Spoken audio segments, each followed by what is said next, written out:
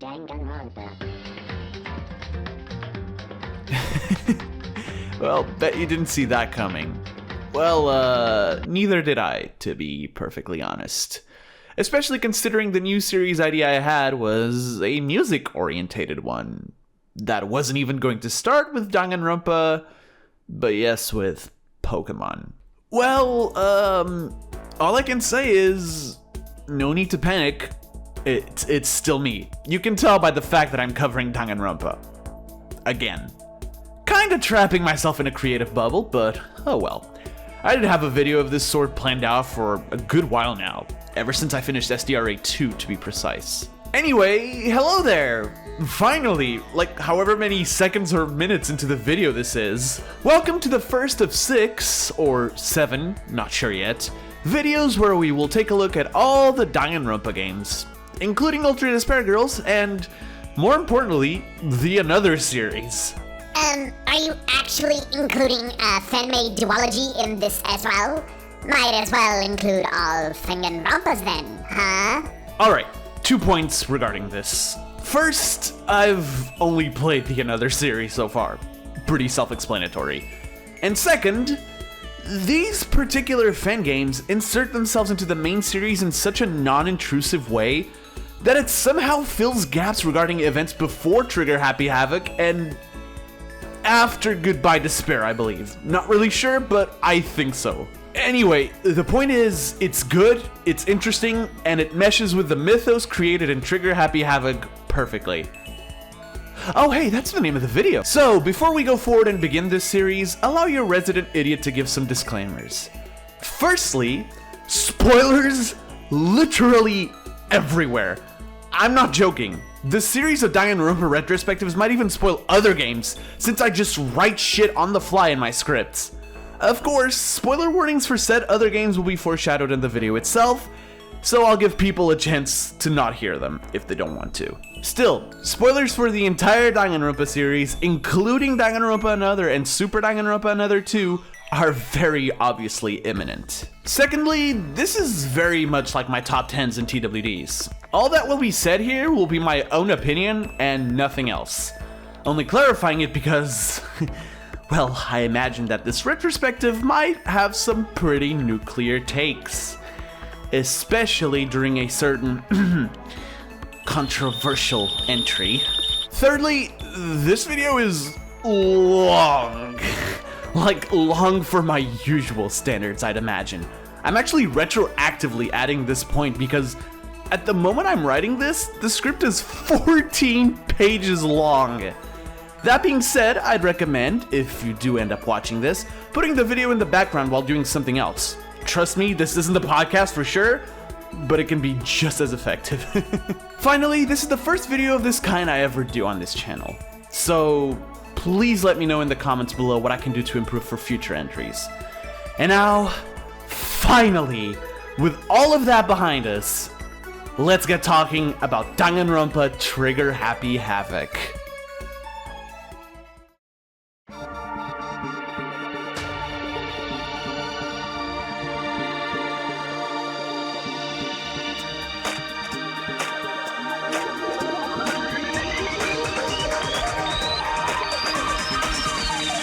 Danganronpa.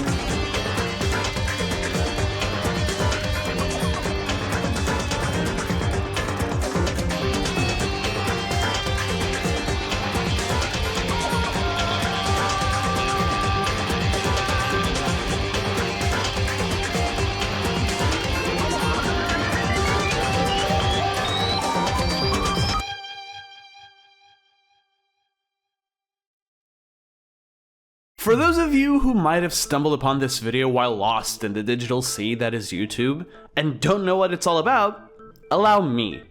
Danganronpa Trigger Happy Havoc is the first game in the Danganronpa series, focusing on a visual novel style while presenting itself as a murder mystery, having a very similar approach to such games as Zero Escape and Corpse Party. It came out originally as a Japan-only game for the PSP on November 25th, 2010, and it only made its way to the West through the PS Vita of all consoles, launching on North America on February 11th, 2014, while Europe had to wait 3 more days for its release. Being the brainchild of none other than current Tokyo Game CEO Kazutaka Kodaka, the game came out to generally really positive reviews, with critics praising the narrative and characters in particular, although reserving a few complaints regarding the gameplay being repetitive. As for me, I'll be tackling this retrospective series with a structure in mind, discussing each of the game's aspects in detail and following a sequence more or less like this. First, I'll discuss the atmosphere and overall tone of the game, both in the graphics and audio department,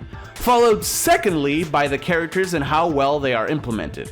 Thirdly, I'll take a look at gameplay with innovations and the such, and then, fourth and finally, the story bits that make up a small part of the larger Danganronpa puzzle, completing with a conclusion that wraps all of them up and awards the game a ranking from 1 to 10. So, with that being said, let us begin.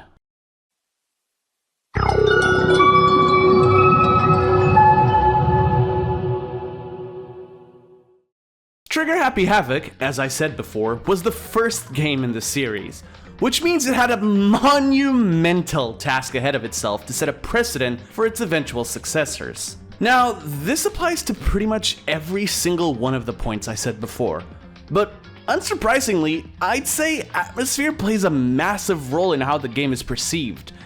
And in that regard, it's safe to say that Danganronpa 1 absolutely nailed it from start to finish, with maybe a few hiccups here and there. From the moment the player is thrust into the life of 15 students trapped inside of the oppressive walls of what was supposed to be the very prestigious Hope's Peak Academy, home to the literal hope of the world itself, the best word to describe the feeling is entrapped, enclosed, suffocating. The hallways of the school are tight, with not a whole lot of breathing room. If the characters weren't depicted by seeming paper cutouts of themselves, I'd argue that you would be barely able to move within the layout. Oddly enough, it reminds me a lot of an early Call of Duty Zombies map. And given the target audience of this video, I'm sure only around 20 to 30% of you will have gotten what I mean by it, and that's being pretty generous. Whatever the case, even as the game progresses and more floors open up to both us, the player, and to the characters, it feels like very little, knowing that the windows cannot give even a glimpse of the outside. The lighting doesn't help at all as well, with most of the hallways having this bizarre and unnatural neon lighting. After the first few chapters, it truly begins to feel like a living hell, or something more akin to purgatory. Even the brighter color schemes of later floors don't do enough to distract the player from the carnage that has ensued this far.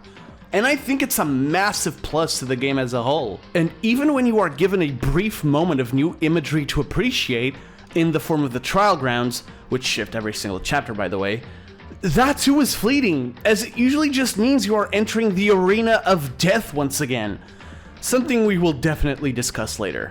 Speaking of the trial grounds, however, this is where my one gripe with the setting of this game takes place. And if I'm honest, it's really just a nitpick. Like I said, the grounds change according to the chapter the game is currently in, normally fitting said chapter's trial better. Chapter 1 looks like a proper courtroom, while Chapter 5 looks like the complete opposite, with bright and vibrant colors, clearly meant to represent the absolute sham of a trial it really was. Chapter 6 then peels away those stupid elements to reveal the hard, cold metal of the walls, as the literal truth is revealed to our characters. Now, I don't know if this is me, but I do not understand the theming behind Chapters 2, 3, and 4 specifically. I do believe there's some deeper meaning to how the trial grounds look like they do, but I cannot discern it for the life of me. If you're able to enlighten me in the comments, I'd highly appreciate it. Nevertheless, the game is, in my humble opinion, an atmospheric masterpiece when it comes to graphics and imagery used. Hope's Peak never feels like it opens up too much until that final cutscene, in which the big and oppressive metal door from the beginning finally allows light to seep through the crack. But don't go thinking that Trigger Happy Havoc relies on visual stimuli alone to create a tone. No siree. As we flip the coin from heads to tails, we now have the other half of the equation: sound design and music. And this is where Masafumi Takada and the entire sound design team stood up and said, nah, we'd win. Unironically, I'd call this either the second or third best aspect of the entire series. Starting with general sound design, most sound effects are pretty adequate. That's the best word for it, if I'm honest. However, every now and then, there are a few points of brilliance sprinkled in amongst the generic sound effects. Examples of which being the free time investigation sound, the character introduction screen,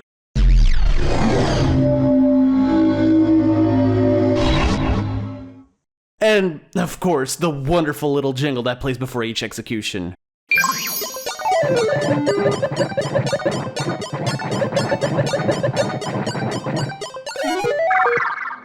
Hell, even simple sounds like the menu sounds, bullet loading sounds, and the whole reaction mechanic are music to my ears. Ironic that I would say that, because even with such a strong overall sound design, I'd say that it absolutely pales in comparison to the soundtrack.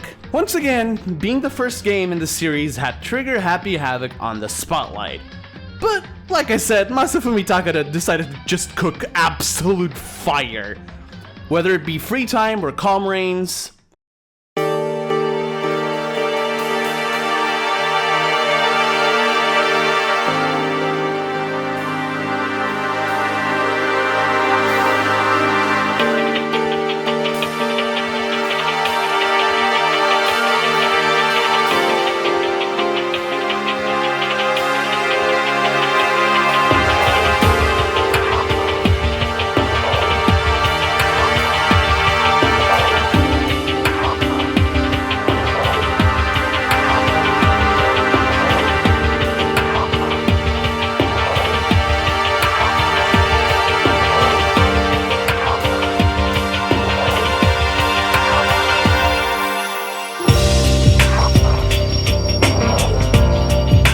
emotional moments capable of leaving anyone teary-eyed,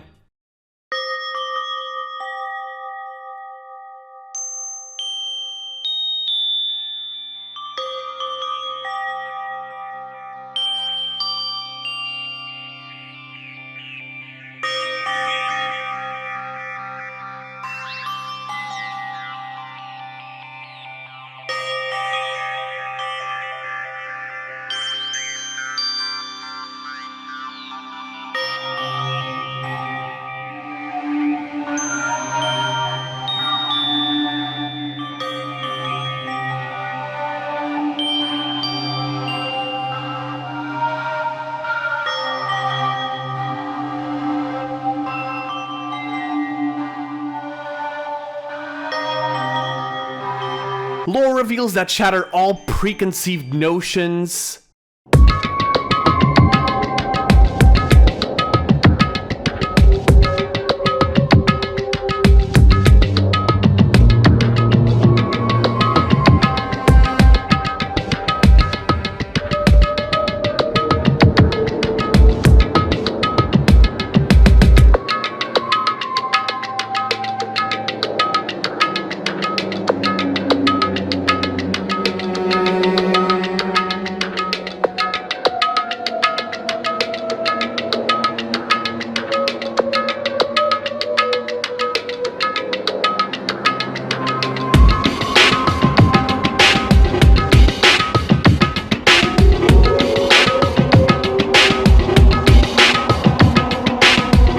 Soundtrack just does it all.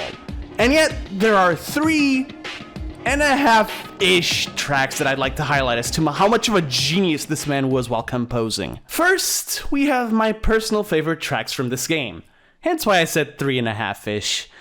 Box 15 and Box 16.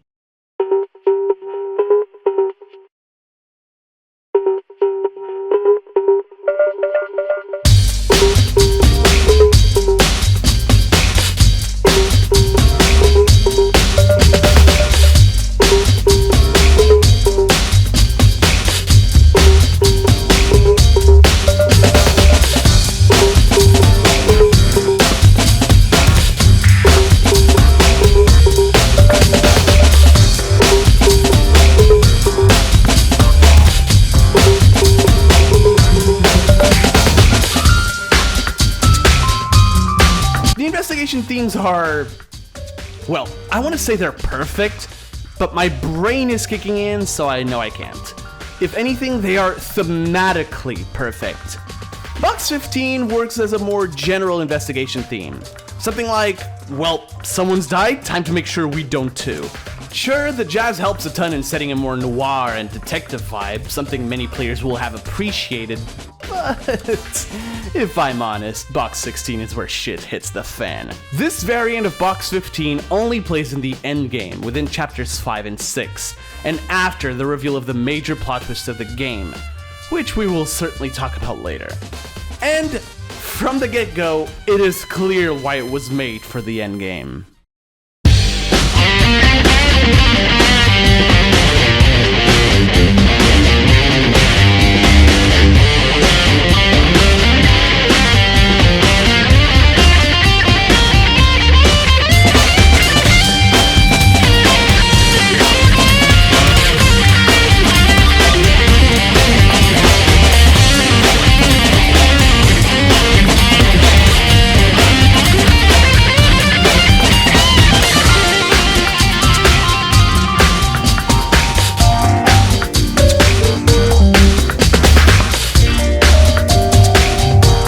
That fucking guitar.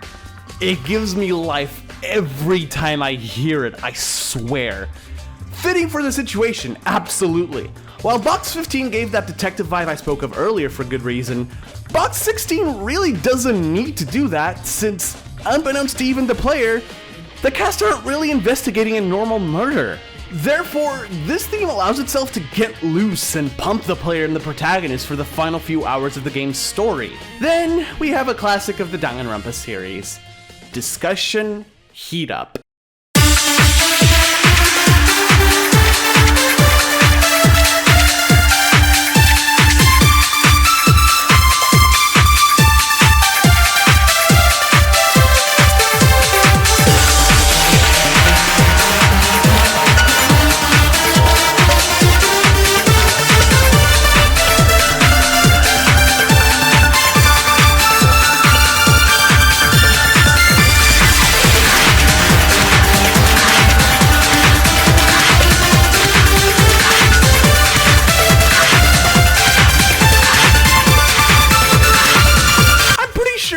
Besides the main theme of the series, there is no other piece of music that is mostly associated with Danganronpa like this one.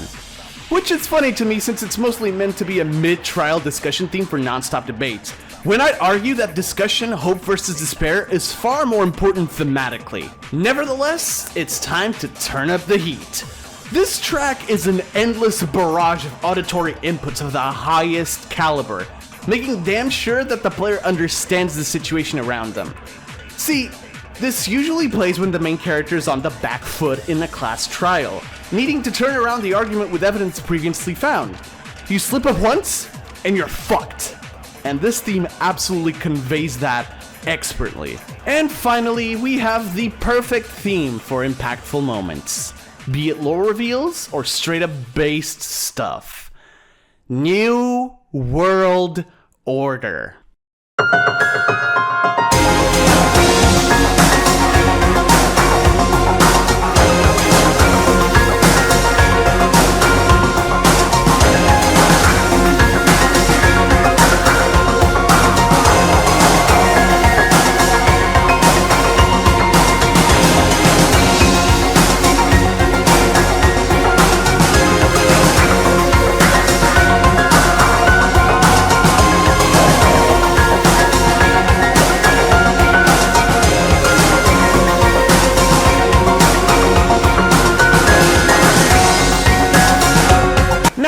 Box 15 and Box 16 are my favorite themes in the game.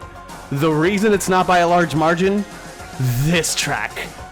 Good Lord, Miss Kirikiri.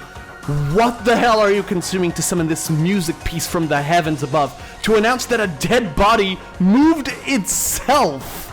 Wait, why was that the moment that first came to mind?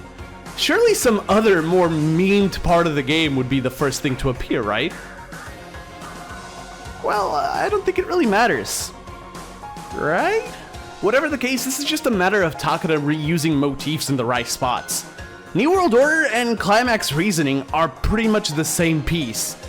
However, New World Order steps it up to 12. It usually plays when the player is finally given the upper hand in any situation, be it class trials, daily lives, or murder investigations, with a larger appearance of it during the later chapters for sure. I have to say that it hits all the notes it needs, quite literally.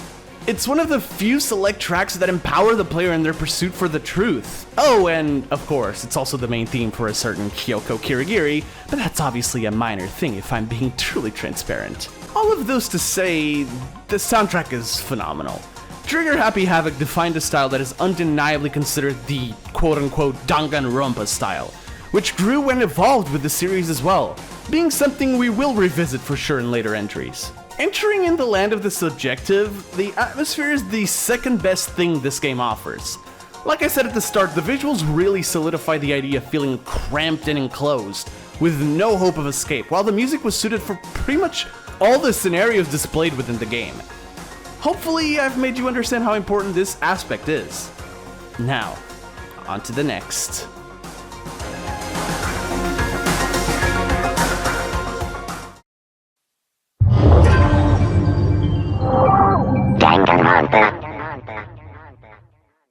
I'm pretty sure every single section of this retrospective will have a similar start, that being what I've stated countless times by now.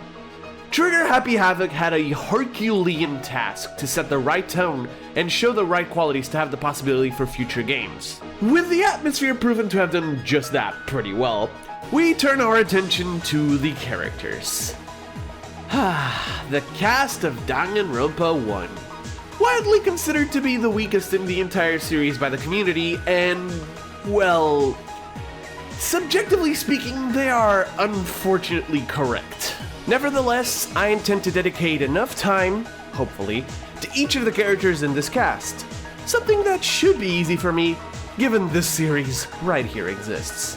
Of course, and because I feel like I need to say this, the short descriptions for each character will obviously pale in comparison to the TLDs they get. Danganronpa centers its narrative around multiple high school students attending a prestigious school by the name of Hope's Peak Academy, which bears a really close resemblance to the University of Tokyo. However, the in-game location of which is not fully known, only described as being in the center of a large city. That being said, let's get started with none other than the protagonist of this crazy story.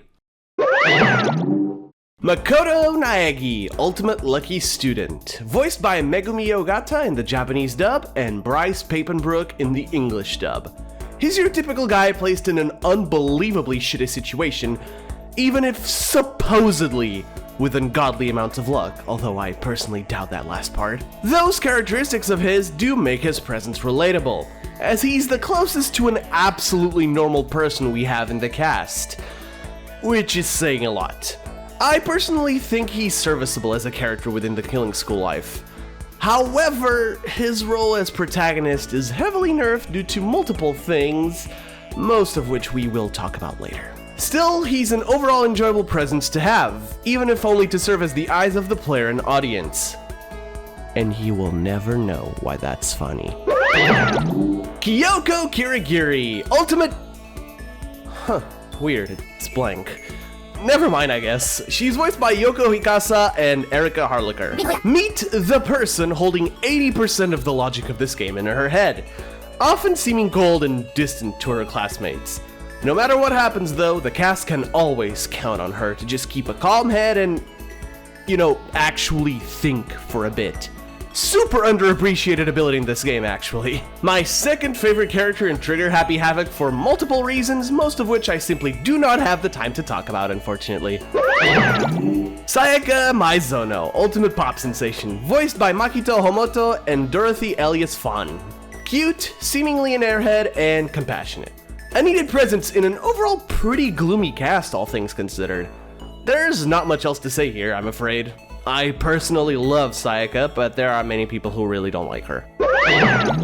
Byakuya Togami, Ultimate Affluent Progeny, voiced by Akira Hishida and Jason Wishnov. The snob, the asshole, the downright rude character with a massive ego and correspondent superiority complex. He's in many ways, the antithesis of Makoto's bright-eyed optimism and politeness. Byakuya was designed to be as punchable as possible, and I'd say Kodaka and the character designer, Ruiko Matsuzaki, delivered in spades. Bottom line, meet the rival character of this game.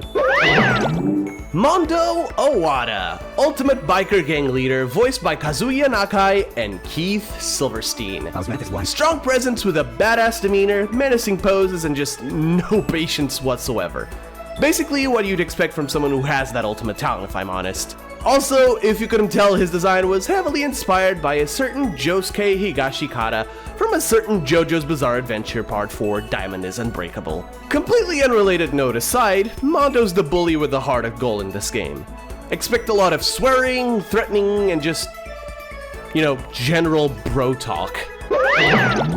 Aoi Asahina, Ultimate Swimming Pro, voiced by Chiwa Saito and Cassandra Lee Morris. Looking cool! Cheerful and a fantastic person to be around, as are any people who like to be underwater, and I'm totally not biased in that regard whatsoever. She's your typical friend character who likes to support the protagonist and everyone around her, even if they aren't the sharpest tool in the shed. In any case, she's a ray of sunshine in, like stated when talking about Sayaka, a pretty overall gloomy cast. Sakura Ogami, ultimate martial artist, voiced by Kujira and Jessica G. George. The gentle giant aspiring to become the strongest human on the planet, Sakura is usually a delightful presence to have around. Incorruptible morals, strong sense of justice, and unbreakable will. That's what defines the character that some other characters nickname Ogre, but who, in reality, is just a complete angel. Chihiro Fujisaki, ultimate programmer, voiced by Koki Miyata and Dorothy Elias Fawn. Talking completely subjectively, because it will be physically impossible for me to be objective with Chihiro, this is the purest character in the game and possibly the entire series. Timid and shy, Chihiro is the typical nerdy and secluded character within this game, and is always up to something that we as the player don't really know about. And, I mean, do we really need to know? Celestia Ludenberg, ultimate gambler, voiced by Hekiru Shina and Marie Harrington. Great fashion sense, sarcastic humor, and dry wit. The three main things that are easy to identify with Celeste.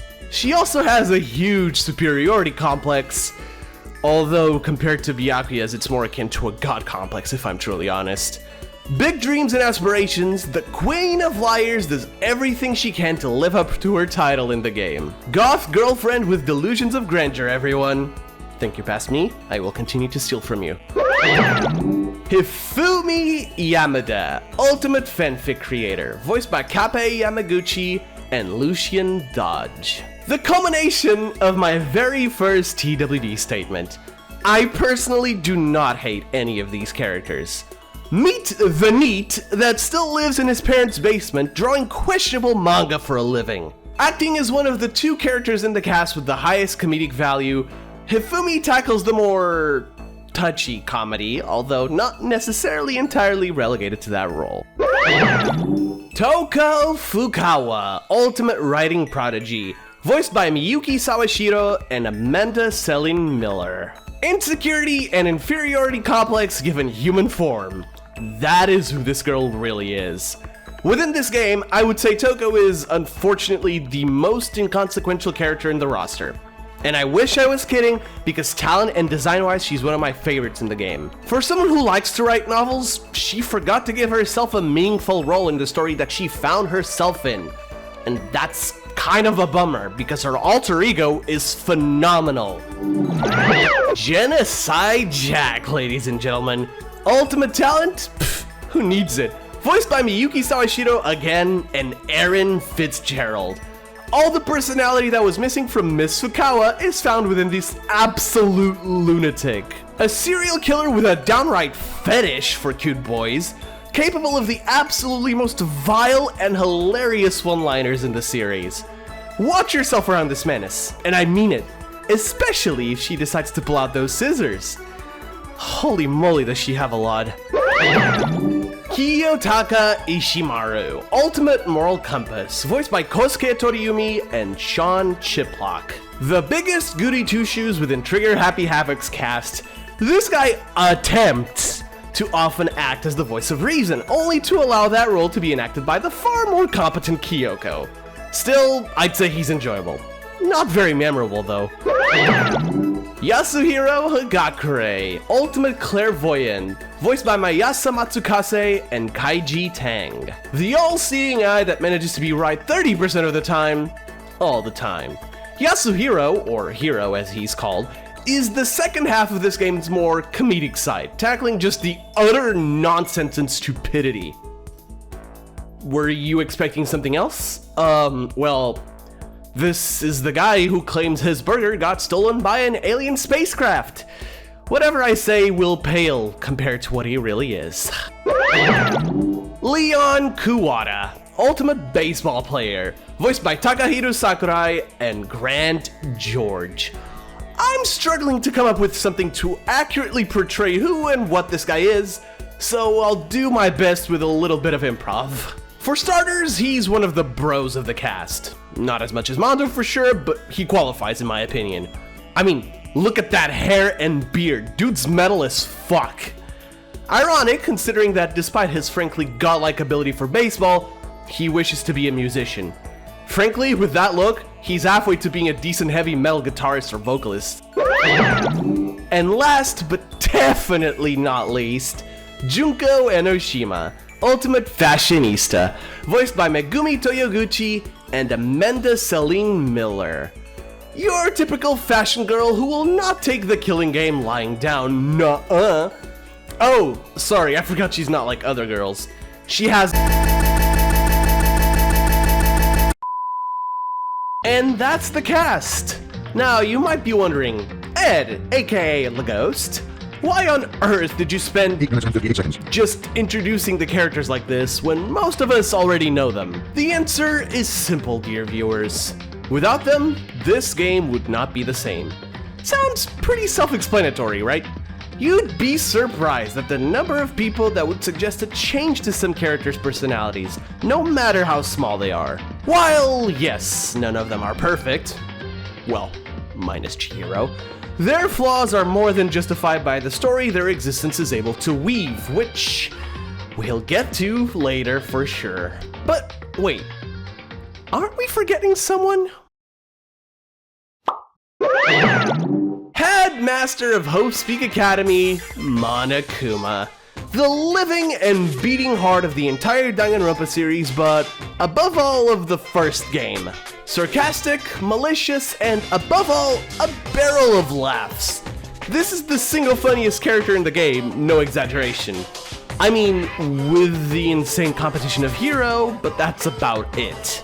The main antagonist of this game is likable for the most part, which is impressive, considering his vile acts include murdering teenagers after said teenagers murder other teenagers. And it is that exact, simple premise that makes Danganronpa work. The most important aspect of having a cast this diverse and complete is chemistry. I would say that makes this game, and in a broader sense, this series, work so well as they do. Ask yourselves the following questions. Would Trigger Happy Havoc work if Byakuya wasn't an insufferable asshole? If Sakura didn't have her sense of honor? Or if Taka wasn't unwavering in his beliefs? In the context they are used, I'd say the story was pretty well crafted around the characters that Kodaka designed. The plot, while not perfect, we'll get to that later, does give every character their moment to shine, no matter how brief it is. I'd say the cast is overall pretty damn strong, even if, as I stated before, it is considered the weakest in the series. I think that speaks more to the quality of the characters created for Danganronpa than to how Trigger Happy Havoc specifically isn't that good, which I wholeheartedly disagree with. Oops, I'm kind of getting ahead of myself already, huh? Well, let's just move on before I spoil the ending of the video altogether.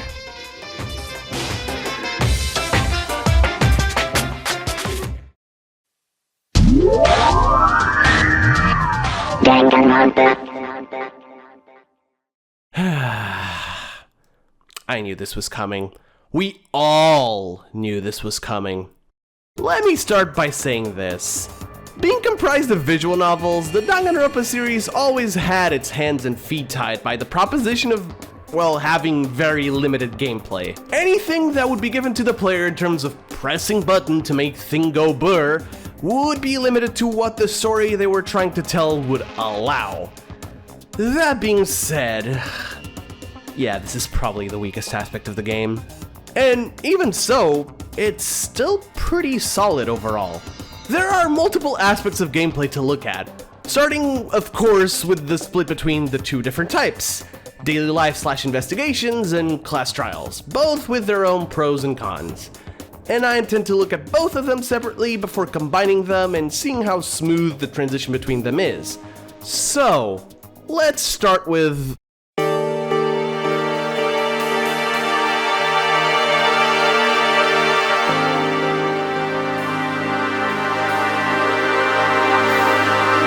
It's easy to forget this, but the setting, despite being claustrophobic as I said in the first part of this video, is still a high school environment.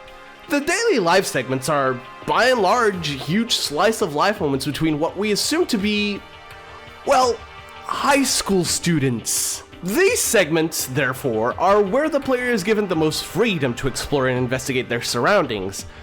Unfortunately, controls are less than ideal.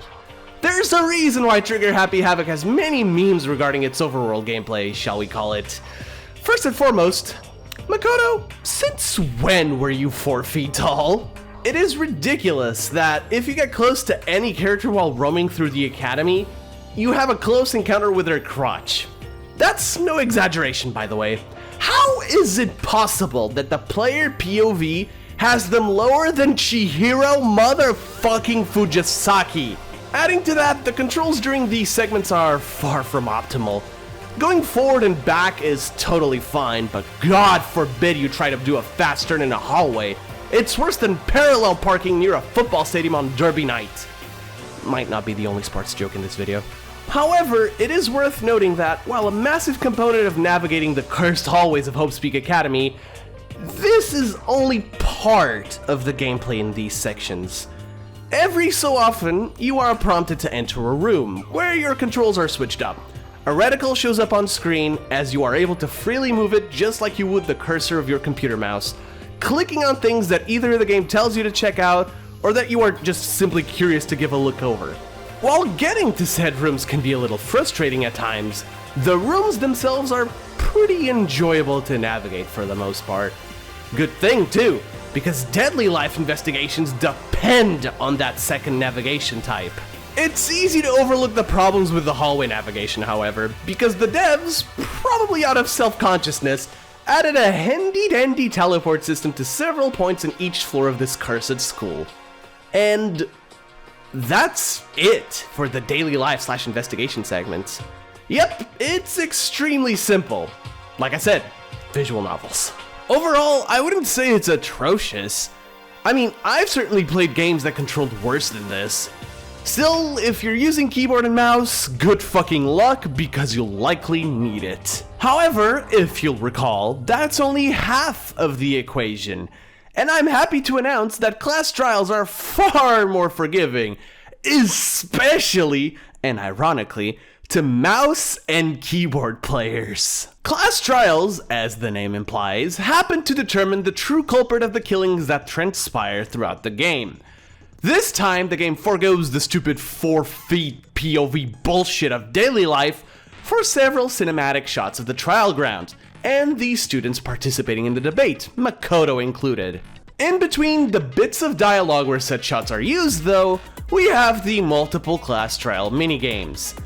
All of these, save for one, use a reticle that is controlled with either the left analog stick on controllers or just the mouse. Duh. All of these, when successfully completed, advance the trial into the next bit of dialogue.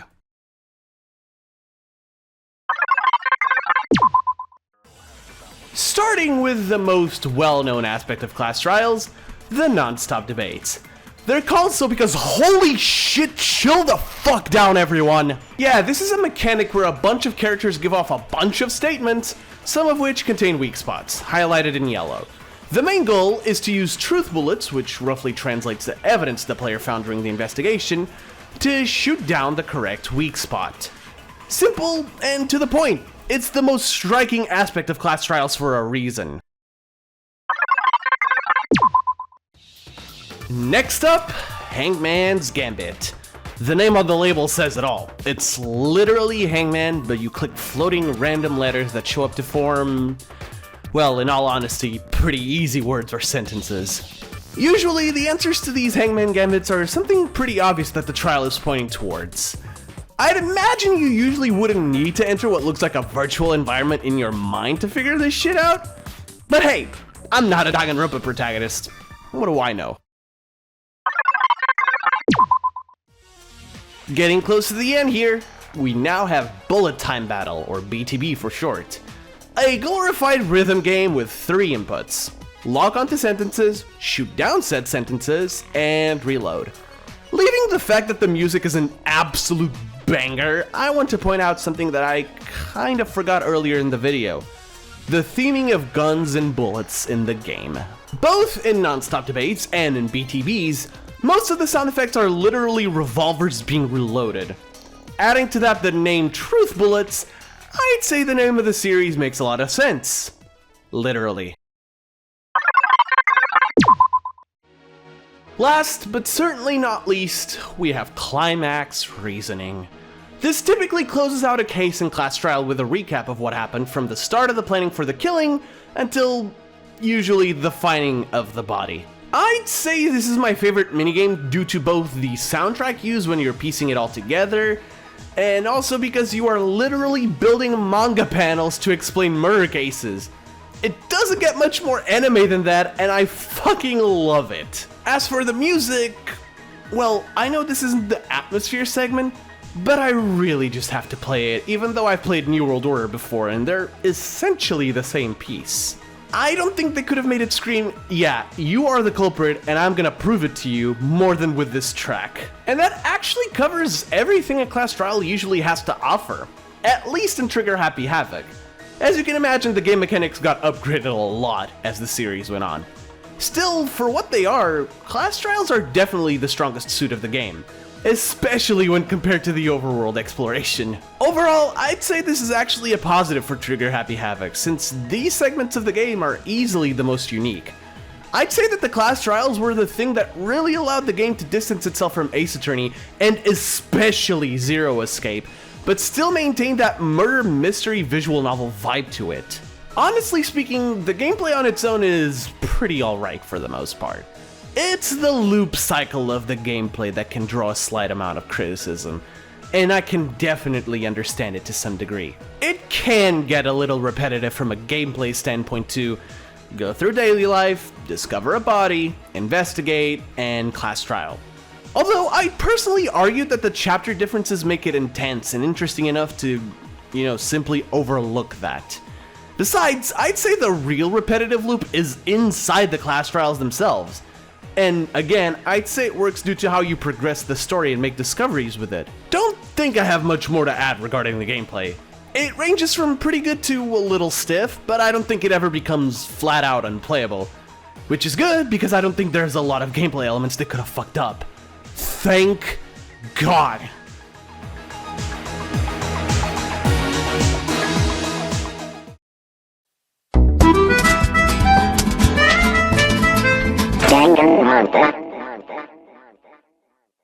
At last, we get to the point that led me to title the video the way I did.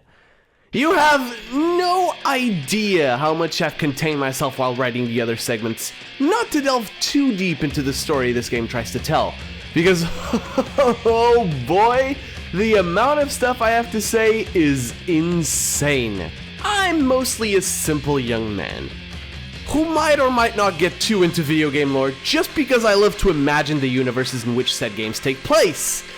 I mean, you are listening to someone who, other than the mobile games, and that's mostly, knows Kingdom Hearts lore like he has got a goddamn degree on it. So, when I got introduced to Danganronpa, ironically through Goodbye Despair and not through Trigger Happy Havoc, every single concept felt fresh, innovative, thought-provoking. Kodaka might be a lot of things, but one thing I cannot deny him is his writing ability. The Danganronpa universe fascinates me to this day, even though it's well over a decade old by now. And I, as well as every single other Danganronpa fan in the world, has this game to thank for its existence. So, without further ado, let us begin by weaving the tragic tale of this world from the beginning.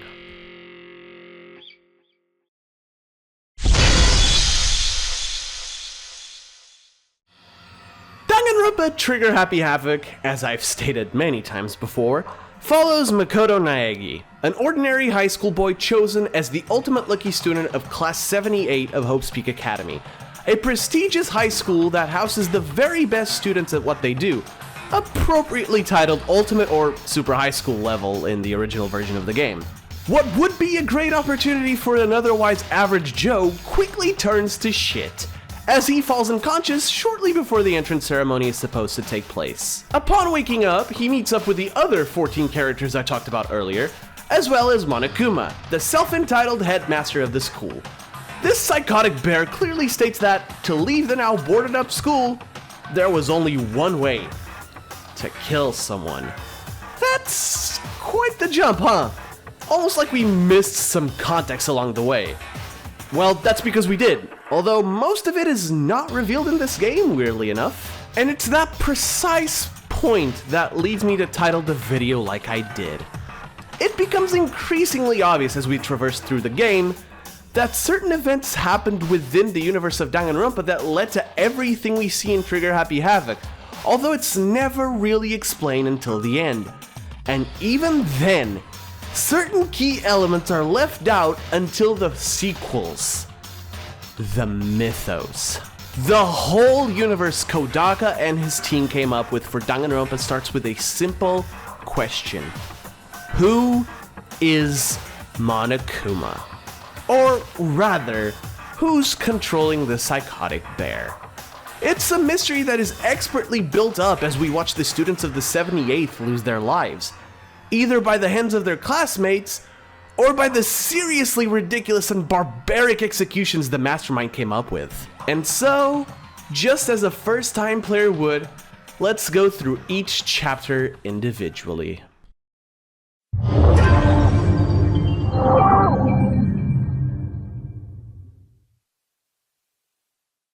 Skipping over the prologue, since I pretty much already succinctly summarized what happens there, at least I think so, Chapter 1 gets the player acquainted with their new way of life, confined to the hell I described in the atmosphere section. To help with that, the game promptly gives Makoto an assistant. Hi, I'm Sayaka Mizono. Well, ain't that awfully nice?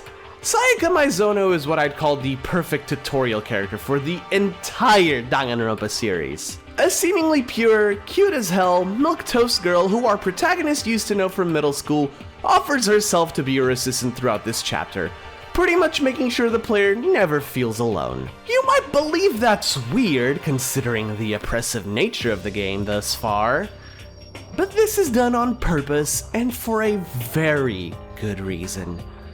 Because, with a little motivation,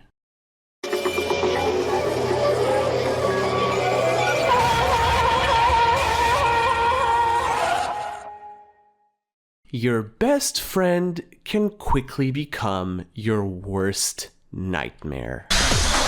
Sayaka? She had the kitchen knife?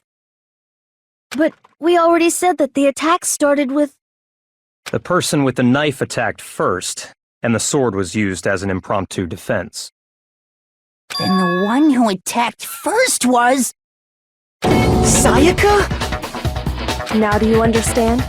She wasn't a blameless victim in this. No, far from it. It's almost as if she'd been planning to commit a murder of her own. She took the knife from the kitchen, then invited the culprit to the room she was staying in. And if it's true that she had the kitchen knife and attacked without provocation, Indeed. These are all the actions of an assailant. Everything about this first chapter as a tutorial chapter is nearly perfect. And that's because of the subtle directions it gives the player. And what was the motive, you ask? Videos of the most important relationships in the lives of these students being destroyed. Human connections.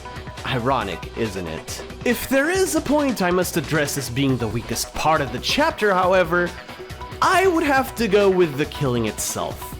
Specifically, how borderline idiotic both participants, in this case Sayaka Maizono and Leon Kawada, felt during it. Still, that pretty much gets overshadowed by the message of Chapter 1, which is quite simple. Trust nobody. This game is ruthless and will not hesitate to make you its little bitch. And yet, hope is not entirely gone by the end of the class trial. Just a second.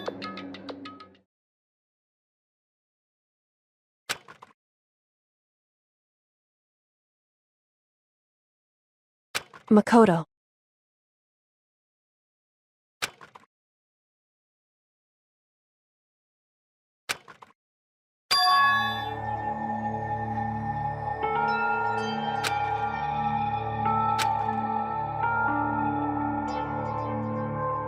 Listen.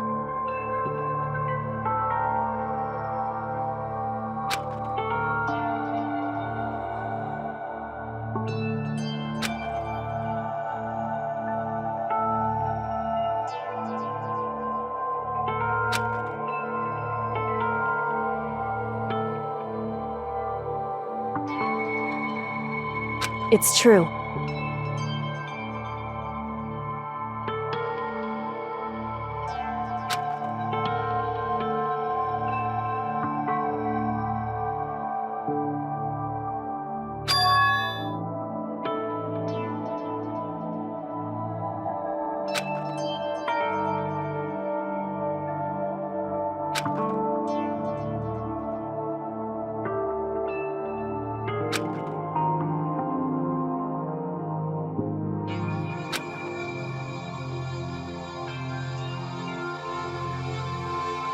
However,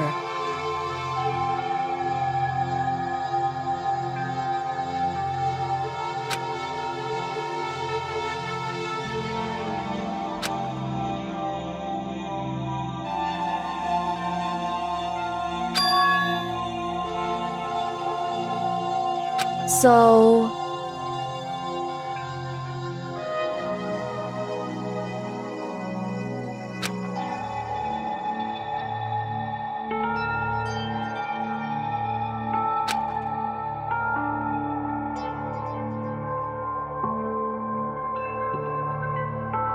certainly.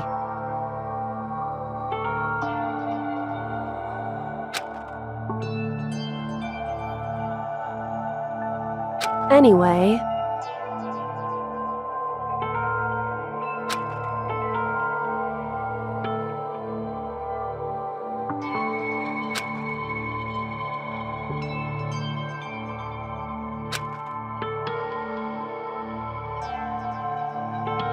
right.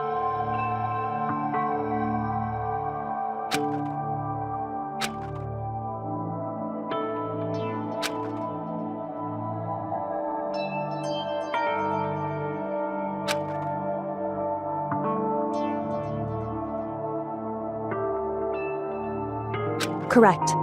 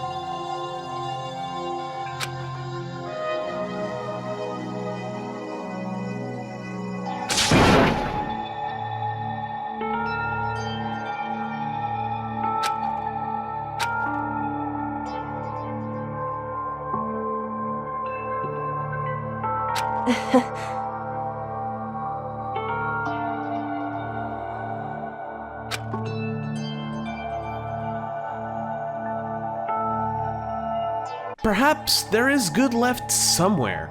A poignant message that, as we keep on advancing through the game, becomes more and more important.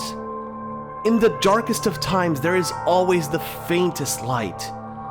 But we still have quite a ways to go before we get even near the darkest of times.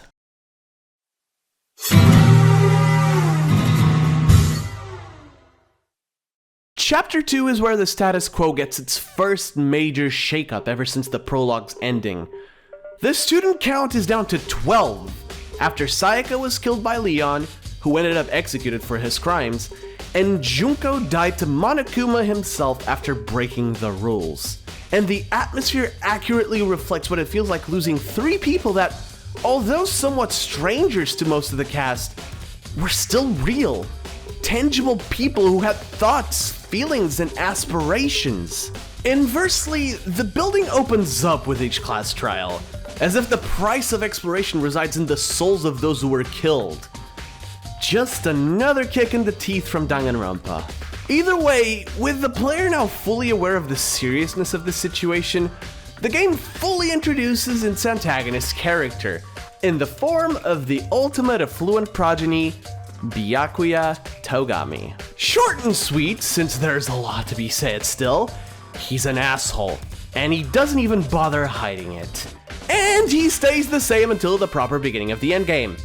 Needless to say, he's insufferable. I don't find it a coincidence then that the motivation is so self-centered this time.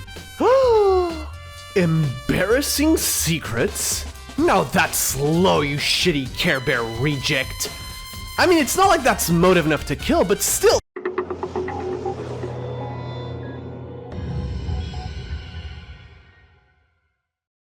Turns out, the past is just as powerful a motivator as human connections. Embarrassing secrets are one thing. Our weaknesses, though, are another. I killed him. I killed Chihiro. Even after all this time, I'm still just as weak as I've always been. And thanks to that, I did something I can never take back. Now, this is something I've discussed many times in other videos, so it's not something I wish to dwell on for too long. All I wish to say is that Chapter 2 is serviceable for what it intends to do. Adding to that, it also confirms something that could have been a passing thing. I specifically left it out of Chapter 1, but it's very clear that the characters who show potential are the most likely to die, either as victim or killer. Both sides apply here, with Chihiro and Mondo. We are not quite there yet, but the darkness keeps growing and growing. Each kill, each execution dims the light further and further. And yet, our little ultimate programmer made sure his mark was known. And in ways nobody could foresee when he died so unceremoniously.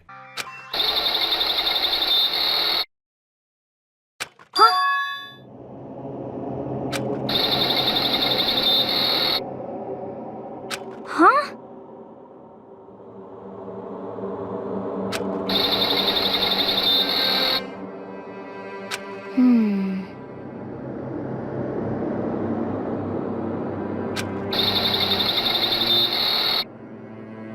But...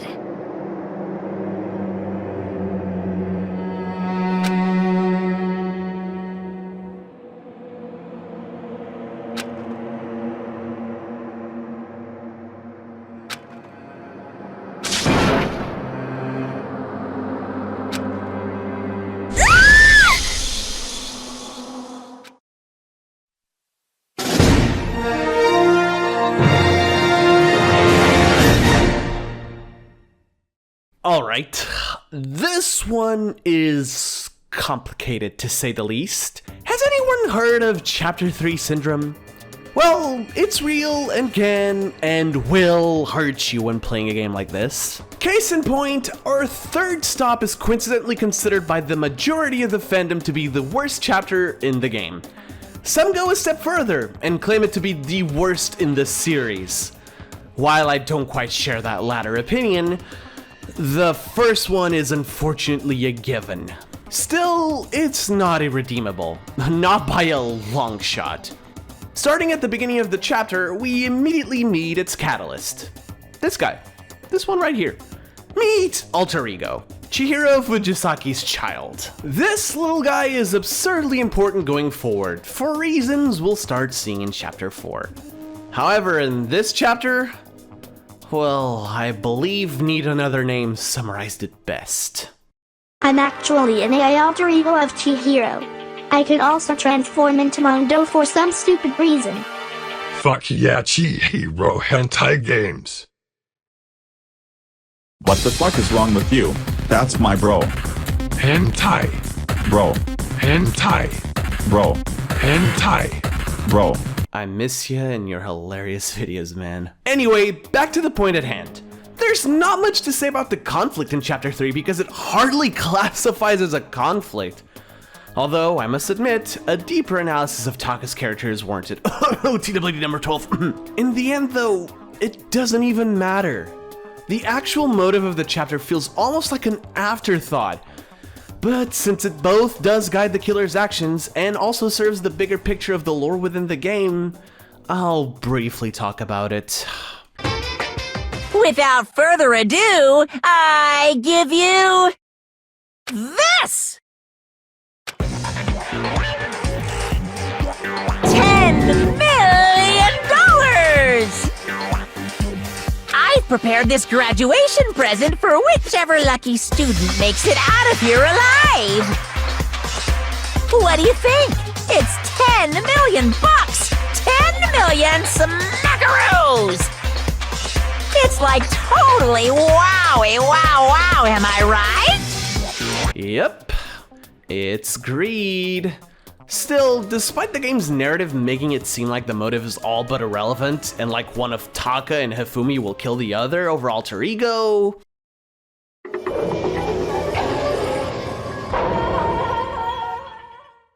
Lol. Lamau, even. Adding to this, the investigation reveals the single stupidest case in the entire series, with a ridiculously obvious culprit. And on top of all that, this case is known to be a clusterfuck of the most random moments in the game. Despite all of that, however, it is hard to say I fully dislike a chapter that has a surprisingly profound farewell for its killer. I guess I'll let Kyoko hold on to this. What? Will it really give you the hope you're looking for? I can't say I ever saw it that way. Which is why... Actually, it's not important. Well then, take care, everyone. Perhaps we'll meet again, in another life. Celeste returns Alter Ego to the cast through Kyoko, who finally relearns to trust people more due to Makoto's pure positivity. I'm sure that'll last for a long time. Overall, the chapter ends on a pretty good note, given the absolute shit show the majority of it was. And hey, besides it being a generally pretty good ending to a chapter, this is probably the most hopeful the cast has been since Alter Ego's discovery.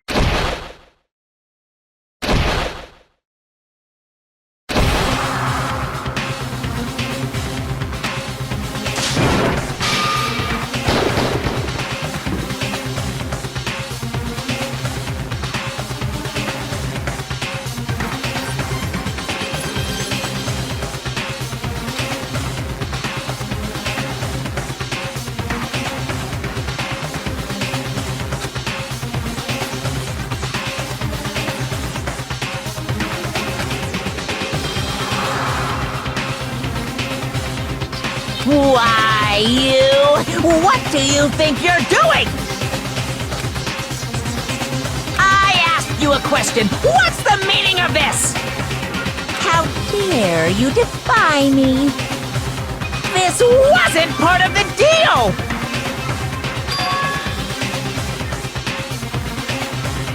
I've made a decision.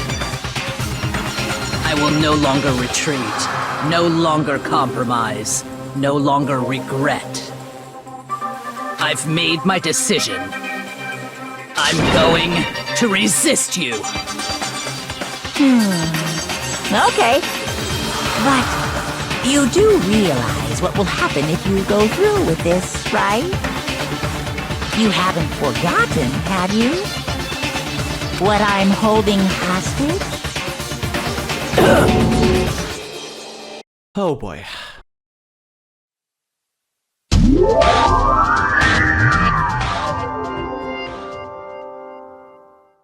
General rule of thumb for the entire series. Chapters 4 through 6 are usually the most plot heavy in any Danganronpa game, with each one fulfilling a vital role in the setup and payoff of the entire story. Out of those, Chapter 4 is both the big breath before the massive dive into the endgame, and a huge inversion of the perceived status quo thus far. So, the question becomes simple. How did Trigger Happy Havoc implement such an idea? Well, by straight up revealing the motive pretty much at the start of the chapter this time. The theme? Betrayal. The reveal of Sakura as the traitor working alongside the mastermind of the killing game. Again, that mysterious person controlling Monokuma. Who are they really? And unlike all previous chapters, the theme of the motive permeates every action of every character, as opposed to guiding mostly the killer and victim or victims. As much as I fucking adore that concept and most of this chapter as a whole, there's something that always irked me about it, man. Makoto Naegi, our protagonist, who spent 3 whole fucking chapters teaching Kyoko how to trust again, acts ridiculously out of character for the one and only time it happens in this game by betraying Kyoko's trust. He willingly chooses to hide what he witnessed with Sakura and Monokuma until it's too late. And I wouldn't even be this upset about that if the game didn't fake the player out with an option to, oh, I don't know, act in character for fucking Makoto. My apologies. Back on track, shall we? As you can see, every character betrays someone in some sense during this chapter. Aoi physically assaults Byakuya. Toko, as Genocide Jack, responds in kind to her. You know, normal high school activities. And all of this because the bond of trust built up to that point was, well, essentially shattered by the confirmation that there was a traitor. Inevitably, a link breaks, the line snaps, and also inevitably, we end up getting a death.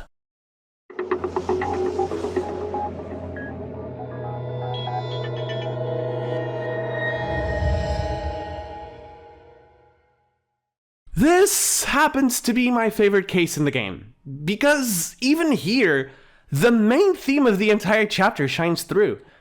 In one last twist of the knife. But someone already knew what had happened, knew that she had committed suicide.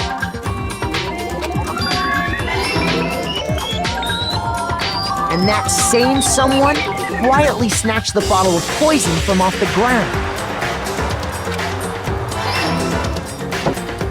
And while nobody was looking, replaced it with an empty protein can. They did all this specifically to place all the suspicion on themselves, in an attempt to guide the trial to a false conclusion. And the one who went to all that effort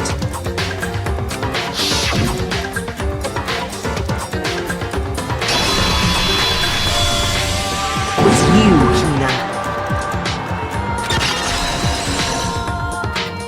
The sweetest character still alive tries to get everyone killed. Sure, it might have been due to a blatant lie by the mastermind, but it almost worked. In the end though, the only one not to commit betrayal is the traitor themselves. The irony in this entire killing makes this chapter memorable for me. Beyond that though, Sakura's courage to end the conflict with her own hands rubs off on everyone else, providing the player with the first time that all current survivors are united. Best expressed by this legendary scene. What? What do you want?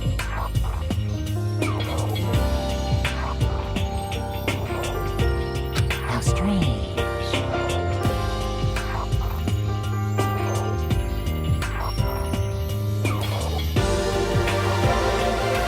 Hey!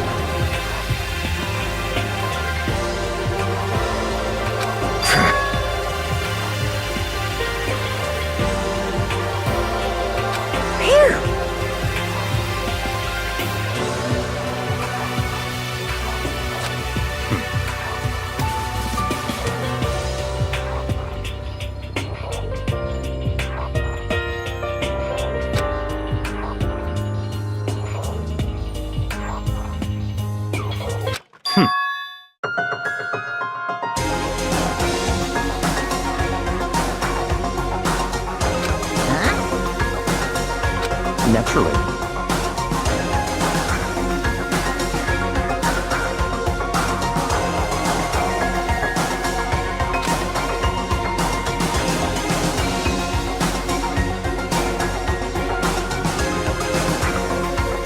Don't make me repeat myself.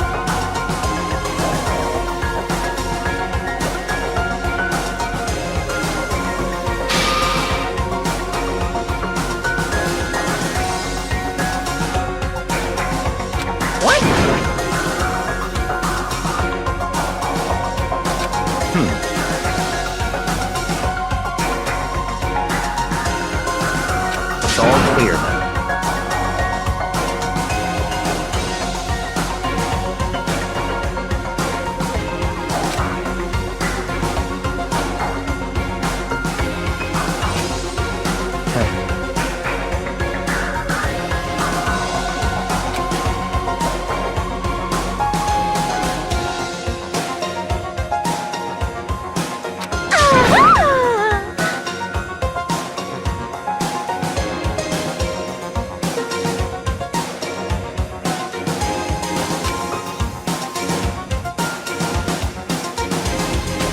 Hey.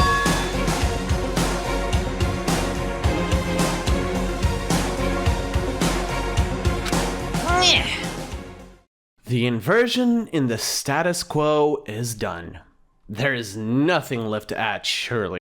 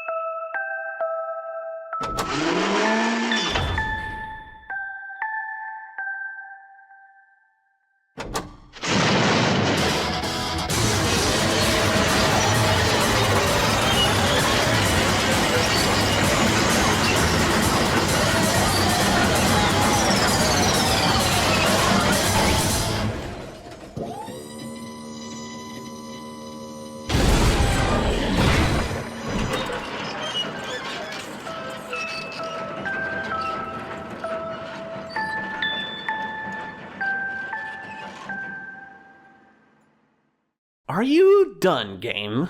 Nope.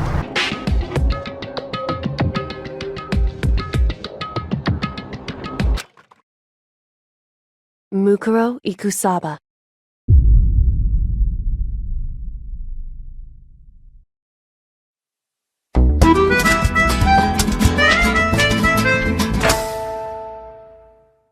Much like Chapter 4 represents the final inversion of the status quo within the game, Chapter 5 is where shit just absolutely gets out of hand for both the protagonist and the mastermind. The main conflict of this particular Chapter 5 stems from the words Kyoko says to Makoto after the ending of Chapter 4. Mukuro Ikusaba.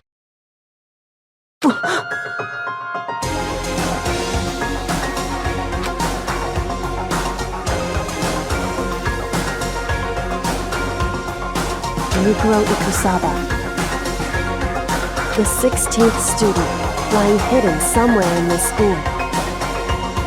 The one they call the ultimate despair. Watch out for her.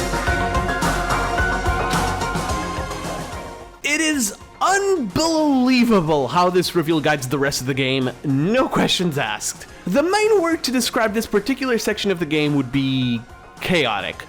It's as close to anarchy as the killing game ever gets. For starters, the 5th floor of the school opens. I've neglected to mention the new floor since Chapter 2, and that's for the simple fact that, while they are definitely something new to look at, none of them actually provide any major clues. Well, until this one.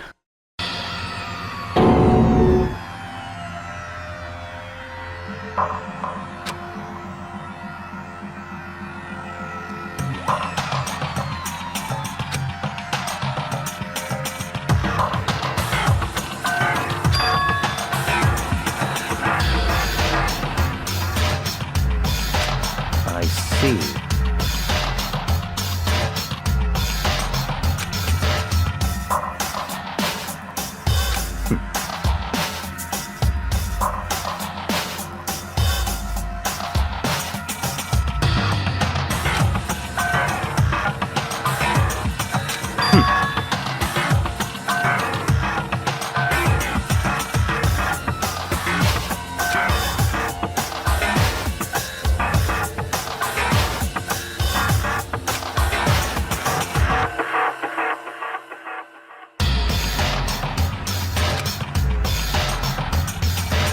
Until this point, the game has implied something happened in the outside world here and there. But this is the first time the player, and by extension the characters, meet the possibility that maybe, just maybe, whatever they're enduring inside the walls of Hope Speak is just the start. However, that is expertly swept under the rug due to just how bonkers the rest of the chapter goes. In order, the following events take place. Kyoko goes missing. Just straight up missing. She's gone for the majority of the chapter after discussing what happened to Alter Ego at the end of the last class trial, only reappearing upon the start of this chapter's class trial. Makoto falls ill. It happens slowly throughout the first part of the chapter as daily life goes on, but it ends with one of the most surreal cutscenes in the game.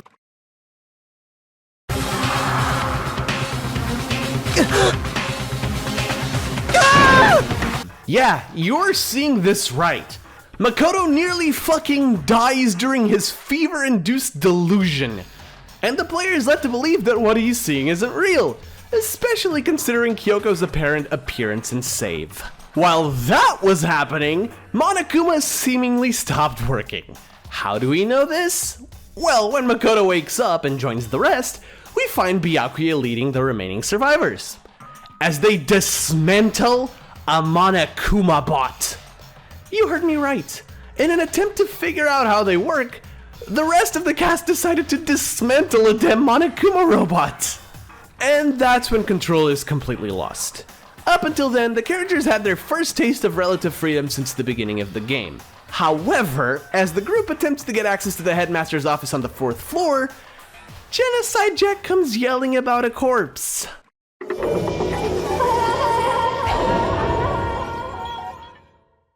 Now, considering the only one not here is Kyoko, it's easy to imagine she's the victim of this brutal kill. However, as I've established, she returns later on in the chapter. So, what the hell? Adding to that, said corpse has a mask similar to Makoto's attacker. Before anyone can process that, however,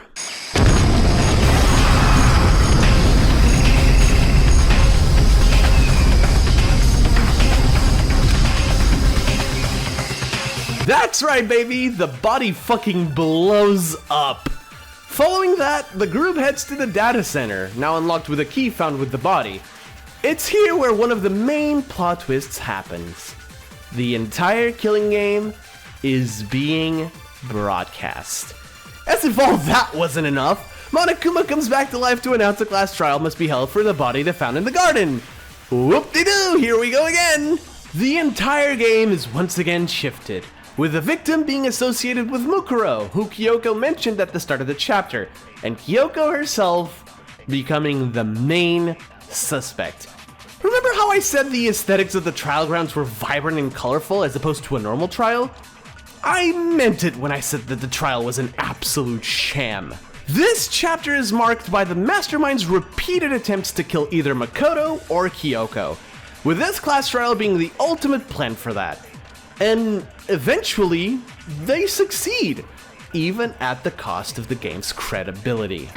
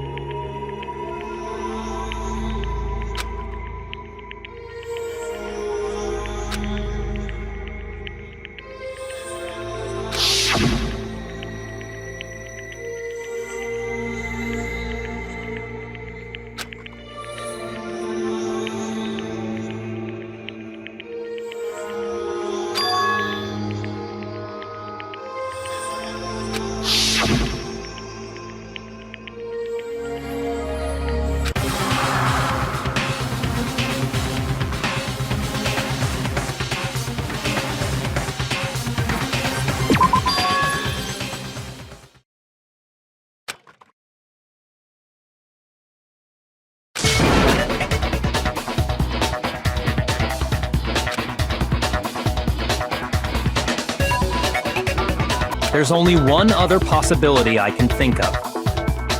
Someone could have had the key on them, then once they arrived at the scene, pretended to find it there. What? It had to be Makoto, right? I don't see any other option.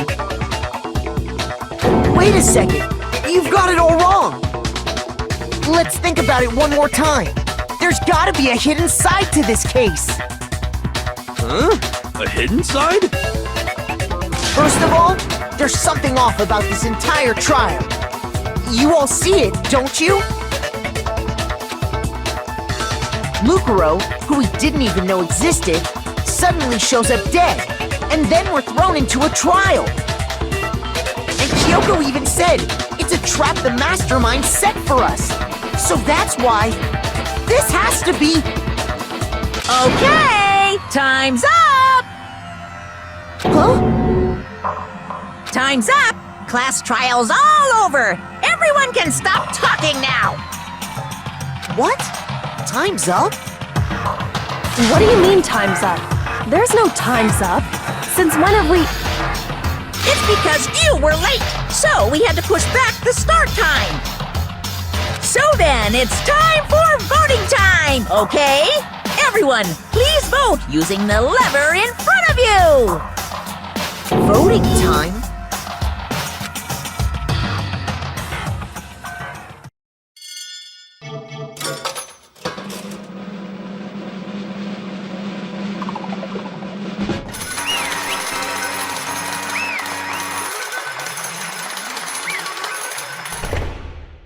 Yet, hope still lives on, as Makoto's talent literally saves him for one of the few times in this game. Thrills, chills, kills!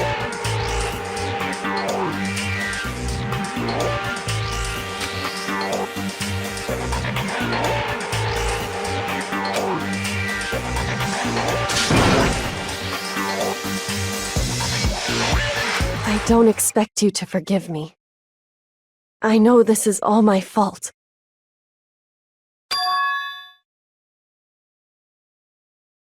Let's give it everything we've got! It's punishment time!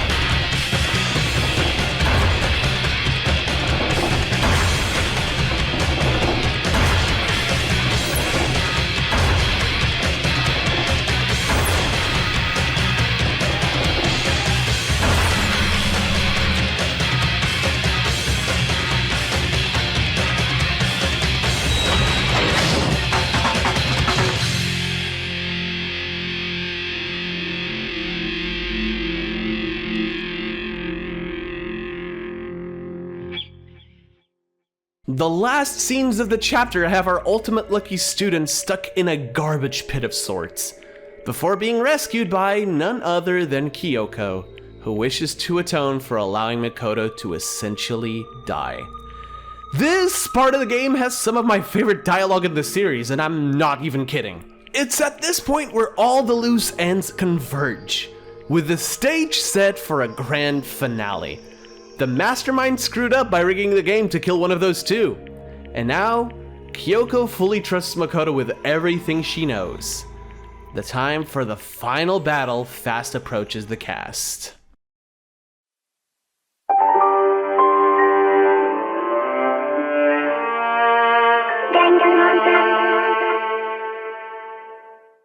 I fucking love this chapter. I goddamn fucking love this chapter. Sorry. This is meant to be more objective than subjective, but I really can't help it. Is it perfect? Absolutely not. Like, holy crap, there's a lot of flaws with it. But is it the best ending this game could have gotten? In my opinion, 100%. Chapter 6, being the last one in all main series games, is the culmination of the entire game, and sometimes even more than that. We'll get to it in later entries though. In this case, like I said, it's the final battle. It starts off with Kyoko rescuing Makoto and straight up finessing a final class trial out of Monokuma by dangling the fact that the mastermind essentially cheated to get Makoto out of the picture without him being the Blacken of the previous chapter. The game pulls out all the stops to make sure the player is aware of the seriousness of this final investigation. Box 16 blaring in what I can only assume are the PA speakers of the school, and access to every single previously locked room in the school as well. As much as I personally enjoy the investigation, with many great moments, such as Kyoko finding her father's remains, Makoto learning the truth about Mukuro, and above all, the video message with the headmaster of Hope Speak, the real meat and potatoes of the chapter lies in the class trial itself. Aside from being by far the longest segment in the game, The way every single loose end presented throughout the game is neatly tied up here is simply spectacular. There are things I don't really like in this trial, however. For example, the forced conflict at the start with the edited photos given to each student. It's not the forced conflict that irks me the most, although it's not really good either. It's the fact that it's resolved absurdly quickly that doesn't sit well with me. In the end though, I forgive the game for that. It was clearly a desperate attempt by the mastermind to have our cast divided before the big final clash with them. Thankfully, Kyoko and Makoto can think for themselves. And speaking of mastermind, this class trial is divided into two parts. Figuring out their identity, and disarming the trap they've laid out with the events that transpired in the universe before and during the game. How exactly can one unmask a person behind a psychotic black and white bear? Well, by proving they're the real culprit of the murder they accused Makoto of committing. It's so fucking satisfying to see Chapter 5's trial undone as the truth finally comes to the surface, man. And the best part? The mastermind only have themselves to blame.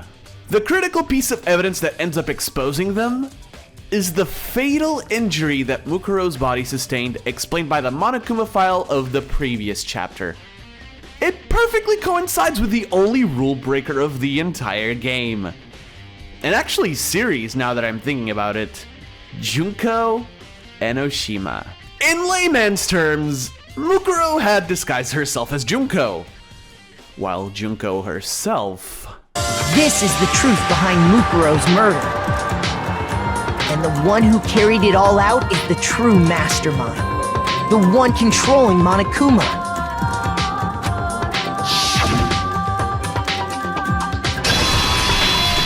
The real Junko Enoshima!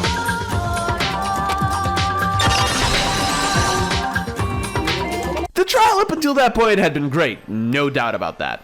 Yeah, maybe a little slow every now and then. However, it is here where the dial is cranked to 20.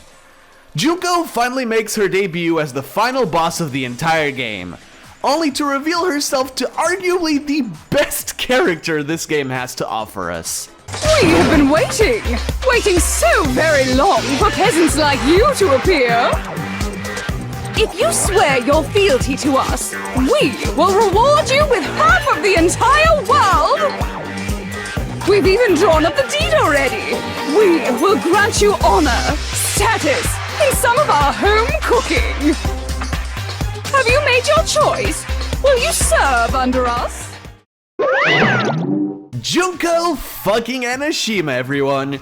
Ultimate Fashionista and Ultimate Despair, voiced by Megumi Toyoguchi, Amanda Celine Miller, and Aaron Fitzgerald. Meet the de facto lunatic of the Danganronpa universe, ladies and gentlemen. And if the player thought that unmasking her would end this torment for the cast, they would be dead wrong. The real trial begins now.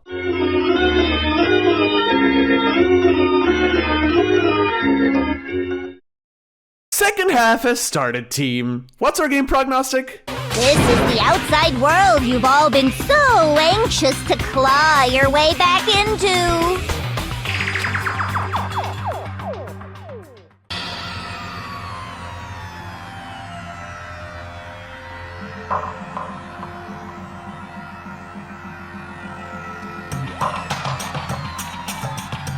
Ah, yes, the end of the world.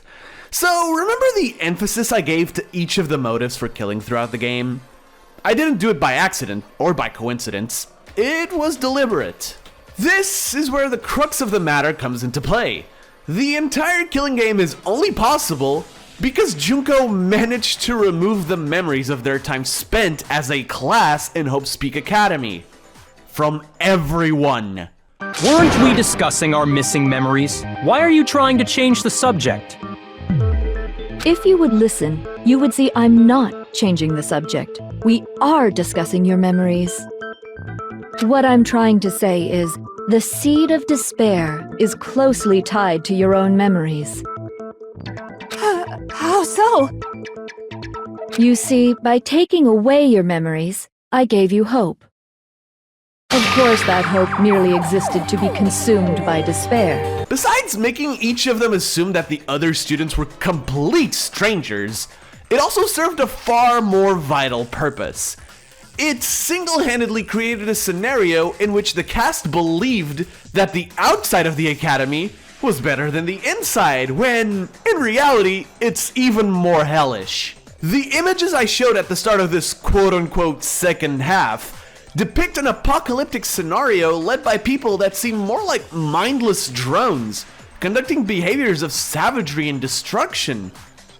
The biggest, most awful, most tragic event in human history. The cause? This girl. This one right here. It's at this point where the game literally spells out for the player what happened in the Danganronpa universe. But at the same time, it's left vague enough that the player will need to fill blank spots in by playing, watching, or reading about the other games. It's pretty clever, honestly. Adding to that, it's doubly clever because it really doesn't give any time to the player to think about it, because Come on, bitches! Remember or die! What the fuck happened outside? Our mastermind psychopath is going to kill every single one of them if they don't remember. Oh no, there's absolutely nobody. Well, does it look familiar? I don't have all the details, but... Of course it does! Then you remember all the stuff it's showing? Of course I do! So you didn't lose your memory after all. Then why didn't you say something earlier? I only answer questions when someone bothers to ask me. I'm the quiet type, you know? Oh my god, she's the worst liar in the world. More importantly, if you really do remember, what is it? What's the matter, Master? Do you really not remember the tragedy? Oh. See, I'd say this is the biggest gripe I have with this trial, and by extension with this story. Genocide Jack being left undisturbed by Junko's plan is, well, kind of dumb. Dumber still is the fact that somehow Jack doesn't know who Junko and Oshima is? Like, it doesn't make any sense whatsoever. However, I do believe that first point was maybe done on purpose, because, well, Junko's insane. Genius? Oh yeah, absolutely. Insane? Yeah, also absolutely. Part of me is led to believe that she left a small possibility for the cast to win within Genocide Jack's memories, even though it makes no sense that she would not mention it prior, honestly. And one might ask, why is that?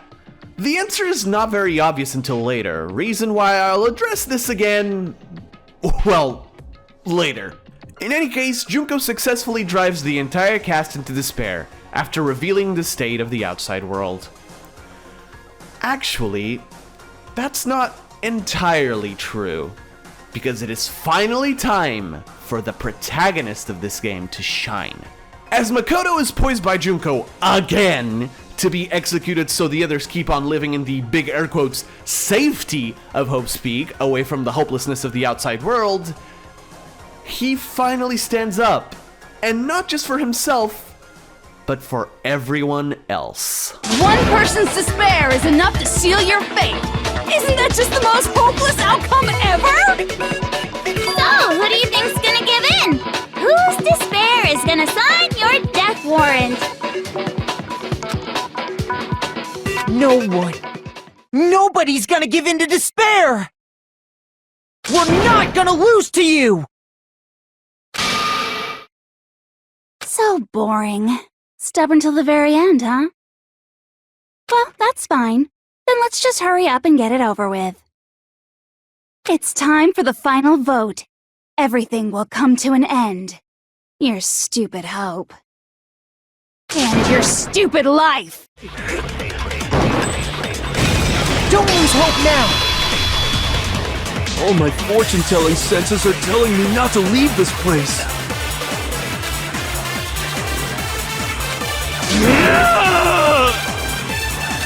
But to live means moving forward, right?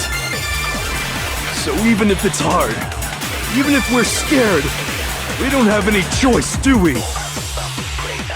I want to keep on living. I want to open the next door. There must be something new waiting for me. So that's why. That's why. No matter what, I need to get out of here. The whole fortune-telling thing doesn't matter anymore. What matters is my own gut feelings. Don't lose hope now. I've been thinking about all this. And I was thinking, at a time like this, what would Sakura do? You only get stronger by taking adversity by the horns. Confront that thorny path with enthusiasm. That sounds like something she'd say, right? No. I think that's definitely what she'd say. Which is why Yeah! I've made up my mind! Don't lose hope now.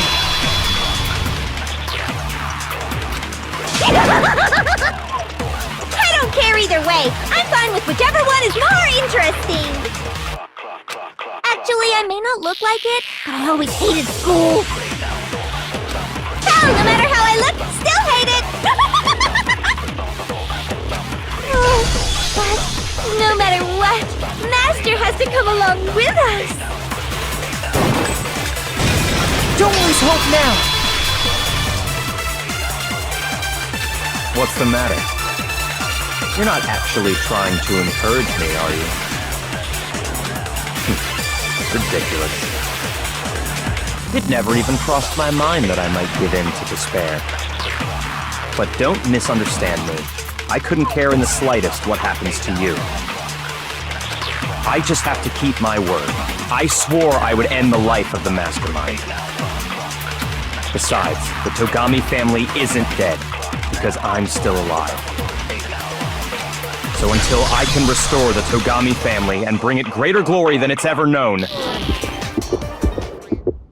Despair into tomorrow. Despair into your hope keeps on going.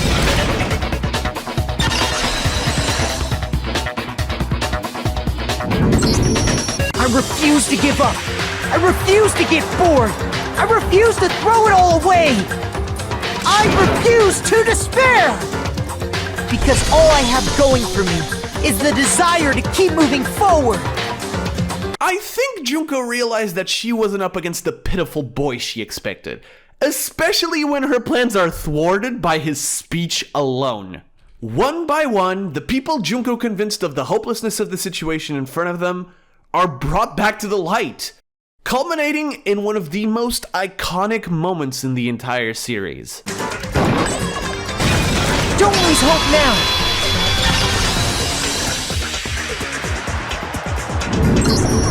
I didn't really know my father, so I can't pretend to know what he was thinking. But even if we're just connected by blood, there's one thing I am sure of. He would never want us to abandon Makoto and choose to stay here. I can't explain why exactly. But if I'm sure of anything, I'm sure of that. Just because we don't actually know anything, does that mean we can't understand? Could it be that... No, never mind. So, Makoto, I don't think you wound up at this school because you had good luck or bad luck. I think you came here for a different reason entirely. You came here to bring down the ultimate despair. You came here to confront despair without ever giving up. And if that's true, I think we could call you the ultimate hope. What do you think? What the hell are you? This is the first, but certainly not the last time the title of Ultimate Hope is given in the series. But ironically, this is by far the most appropriate time it's ever used. Empowered by this, Makoto is able to beat Junko at her own game, feeling as now close friends with Hope and absolutely destroying her final attempt to keep the game going. Surprisingly though... The hell? Indeed.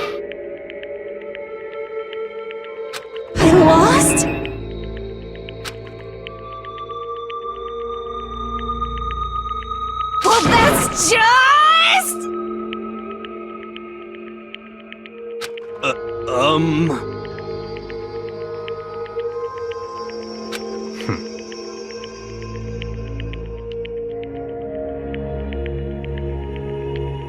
What the heck? Well, that's just... totally the best! So this is despair. I ask of you, what happens when an unstoppable force meets an immovable object? Well, the unstoppable force remains unstoppable. It just goes backwards, though. Imagine we represent Junko as an infinity symbol, representing her unending will to spread despair. And her defeat simply adds a minus next to it. In one last twist of the Kodaka brain gear, Junko decides to carry out her own execution herself, which is thematically perfect once more. A combination of all the previous executions in the game. And just like that, the root of all evil within this universe has been destroyed. Within the first entry. It's time for the epilogue.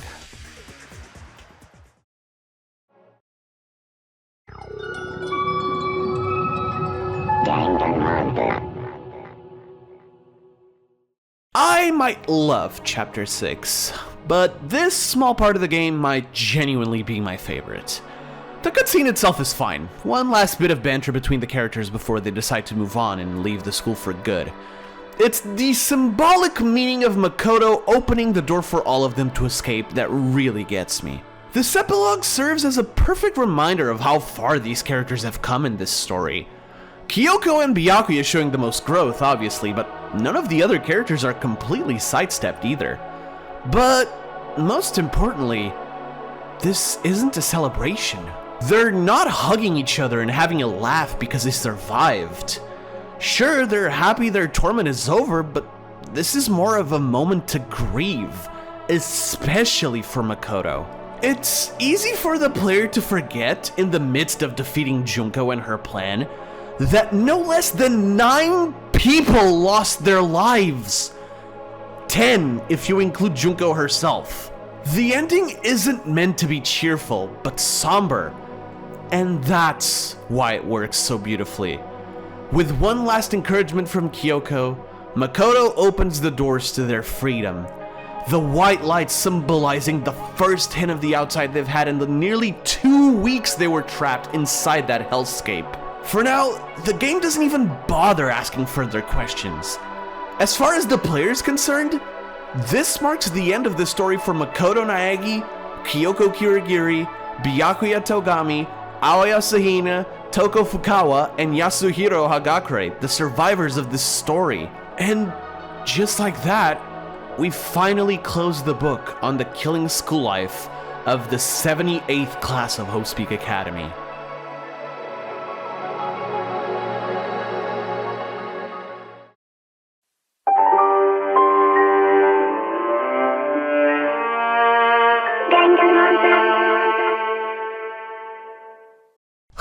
Jeez, that took far longer than I thought it would. In case you couldn't tell, I do hold Danganronpa Trigger Happy Havoc to a pretty high esteem in most of its aspects. I do think some of the dialogue didn't age particularly gracefully, nor is every aspect of its story a 10 out of 10 masterpiece, would read again kind of stuff. But for what it intended to do, I think it works wonders. By leaving things ambiguous enough in its ending, the first game in the series was able to expand on it in later installments, as we'll see in the following videos of this video series. And it's with this hindsight in mind that I'm proudly able to say that, yeah, I enjoy Trigger Happy Havoc for what it is. A good, or even great starting point. The weakest Danganronpa game is still a good game in my books. It built the foundations for a very enriching fictional universe, one that I find myself engrossed with to this very day, filling my head with headcanons, what-ifs, and the occasional revisit to actual events that took place within it. And it all stems from the perfectly flawed Danganronpa trigger Happy Havoc. At the end of the day, I would rate this game a solid 7 out of 10. 14 years later, this game still hits most of the points it should without breaking a sweat. Did it age poorly? I mean, in certain aspects, certainly. But for fans of visual novels and murder mysteries, I believe this is a must-try at the bare minimum. And I am glad to announce that from here, things only go up.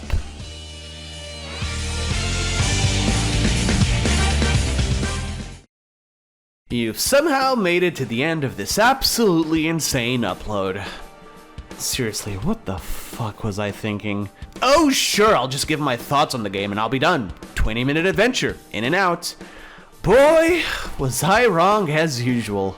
A staggering 23 pages later, I can finally rest a little. To put into perspective, my longest scripted video was the top 10 for the SDRA 2 characters. Big shock, I know. That did have 25 pages, but it's mostly because it was written like a two-person show, not a wall of text like the one I have in this. This script has over 20,000 more characters than that one. I'm slowly going insane. But whatever, we're here. Thank you so much for watching, and as usual, once again, special thanks to those of you who decided to accompany me in the premiere. Honestly, I can only hope it was worth the wait. As I said at the start of the video, although I know it's been a while since that point, I'd love to hear your thoughts on not only this game, but also this video as a whole. Like I stated, I am planning on covering the entire Danganronpa series in this format, so any constructive criticism is highly appreciated. Other than that, I believe we're done here. Once again, huge thank you for watching until the end. If you like this video, please leave a like and consider subscribing if you are new to the channel. If you want to be notified of future uploads like this one, hit the little bell, you know what to do. Also, if you want to join my Discord server or follow my Twitch channel for more constant updates, link to both is in the description below. I believe that's all. Stay safe, and until next time, peace!